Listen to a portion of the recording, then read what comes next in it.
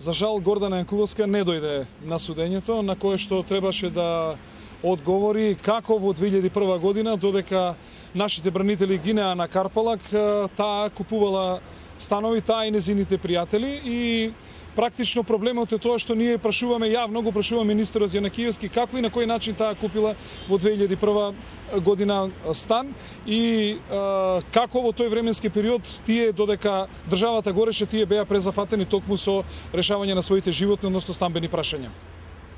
Прашање дали има? Да, судење имавме, да. Значи, за што се работи? Гордана Јанкуловска ме тужи за клевета затоа што јавно сум прашал како успеала таа да добие стан кој бил наменен за млади брачни парови, кога таа не била во брачна состојба.